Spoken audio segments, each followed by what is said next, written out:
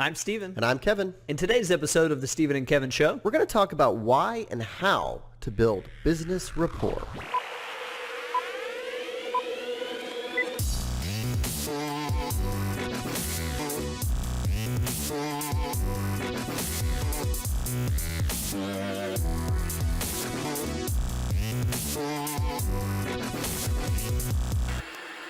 all right, welcome back everybody to episode number 66 of the Steven and Kevin Show.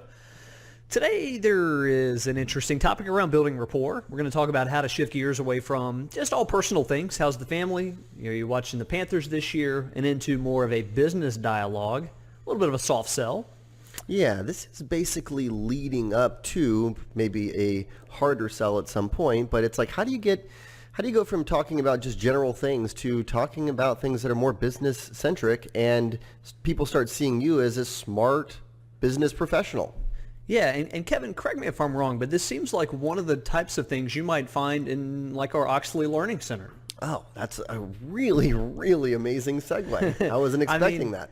This, gang, if you haven't checked it out, is a really cool offering that we've rolled out. When was it, Kevin? Actually, it was a few months ago, but we haven't officially made a big splash about it. So we've had people signing up kind of on the down low, right?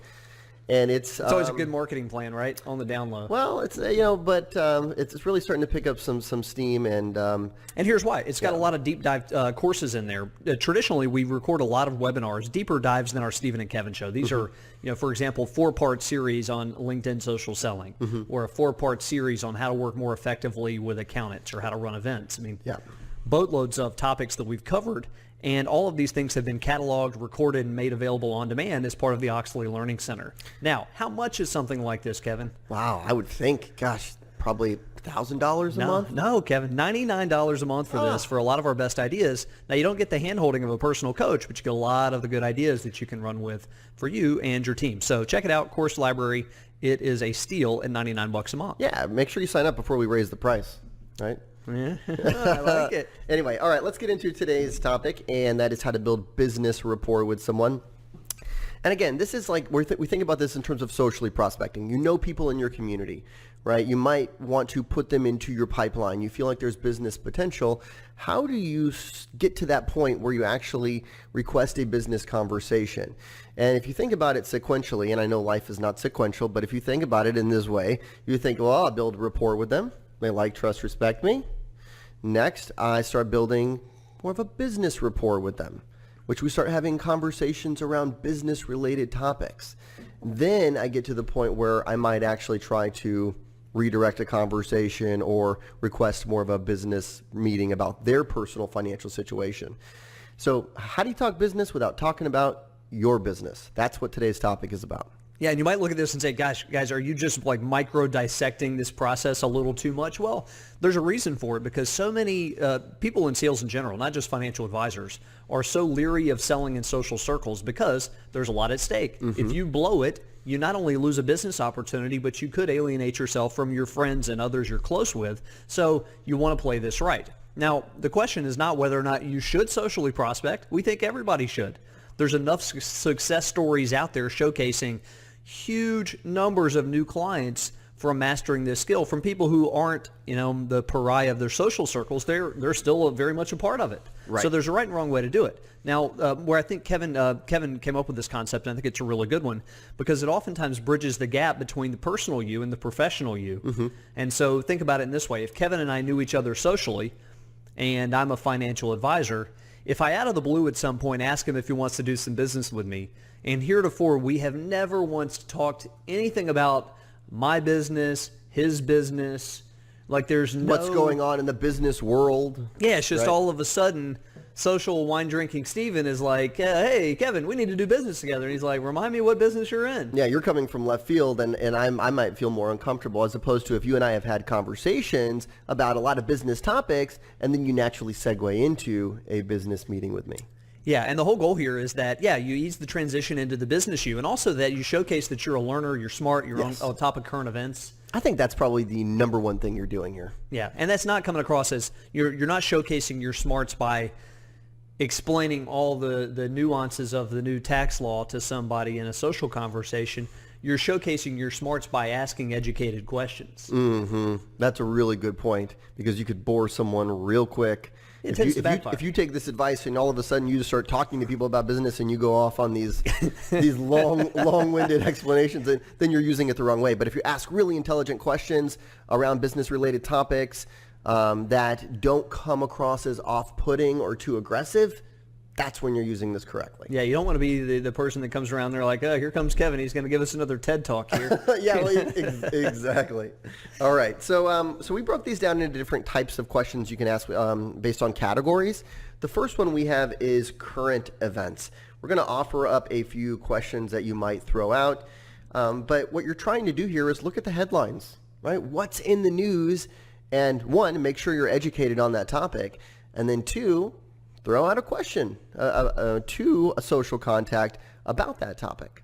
So in terms of how far you get into this is not a question where you say, how are your investments holding up this week? Or This is something that's a little exactly. softer than that. So you might say something like, what's your take on the new tax laws? Do you have any sense of how it's going to affect your business? Right. Or what's your thoughts on the new tariffs and blah, blah, blah. Whatever is in the Does that headlines. affect you guys at XYZ company? Yeah. I think generally when you're talking about current events, the more it can apply to the person you're talking to, the better. Mm-hmm. And so if it's about the new tax law and they're a business owner, or if it's something you see about artificial intelligence and that it might play some role in their business, these are educated questions about current events. So you could probably, knowing what they do or where they work, probably run a quick Google search and find some really relevant news that ties, if they work for a larger organization, and throw out a few questions about, hey, I read a recent article on how this is going to impact VF Corporation. What are your thoughts on that?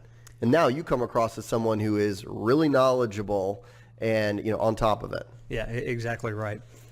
So for example, if you're looking in reputable papers like the Wall Street Journal or the Harvard Business Review, you can almost always make a connection between an article you find there and somebody's business. Just takes a little bit of pre-thinking. So that's category one, current events. Yeah. Right? Category number two is just all about them and their business. So, a good example here is, Kevin, where do you guys get most of your business from? Yeah, that's good. How are you guys using social media? We use it a lot in our business. Yeah, you could ask them how their business has been lately. You could ask them how they got into a particular line of work, if that seems applicable. But all of a sudden, you're asking them questions about them related to what they do for a living. Yeah. Do you guys, in your law practice, do you see a lot of cases of X, Y, or Z? We see that with some of our clients. Yep. Here's what I like too, is asking them about, maybe certain publications that they follow. Like you could say, do you follow any investment publications like Bloomberg, such and such? I read a really interesting article on X. Right? You're asking them about them, but you're bringing it back to something topical. What's the show you turned me on to, Kevin? Nathan For You. Nathan For You. If you haven't seen this show, by the way, it's pretty hilarious. I think very related to what we're talking about. He turned me onto it like yesterday, and I watched a couple of episodes. It's pretty funny. It's kind of, how would you describe it, Kevin? It's Comedy Central, and there's a lot of like The Profit and shows like that, which I love those shows where an expert comes into a business and gives business advice. Well, he comes in and he gives bad advice, but it's seemingly kind of good. But like they're not in on the gag. The person he's giving the advice to is kind of like thinking he's a business expert, but he's giving them some really wacky advice. And it's so good. Check it out. But anyway, the reason I bring that up is that something like that, or do you watch Shark Tank, or did you see that whatever it is documentary that was about something business related? I think is a good one. Yep. Next category, personal stories. Yes, this is a good one. So things that are going on with you or people who are in similar walks of life in terms of having kids your age. You might say something like, gosh, Avery's just about to go off to college. Blows my mind how expensive college is now. Have you looked into it lately? Yeah, you know how expensive it is? Yeah, exactly. Right. Boy, you got 3 daughters at home. I know that's going to get expensive here in a few years. Yeah, well, exactly. So it's something that's going on in your life that you can throw out that has, again, business implications. Another one is you could say, hey, this is not what I do, but I always ask people who are younger, do you have your wills and trusts in order? Right. I know some good people out there who can help you with that. Right. And I like that one because it's not necessarily like business with you. Yeah. Right? It's someone that you would refer to me. Well, it's showcasing the fact that for people that you work with, you take an interest in things other than investments. Mm-hmm. I like it. So, and then the final category, and I think this one is one of the easiest ones, is to ask them about other professionals they use. So you could say, hey, Stephen, I've been meaning to ask you, who do you use for taxes, estate planning, do you know a good mortgage broker, whatever it might be? I ask because we're always looking for professionals to whom we can refer our good clients. And you would ask for those one at a time. You wouldn't throw all those out. Those are like in parentheses, right? Yeah. Like I'm like fill in the blank on one of those. So like, who do you use for taxes? I ask because we're always looking for good professionals we can refer our good clients to. Who do you recommend? And now I'm all of a sudden going from your, beer drinking, golf playing buddy to now we're having a little bit of a conversation around business, right? We're kind of segueing in there a little bit.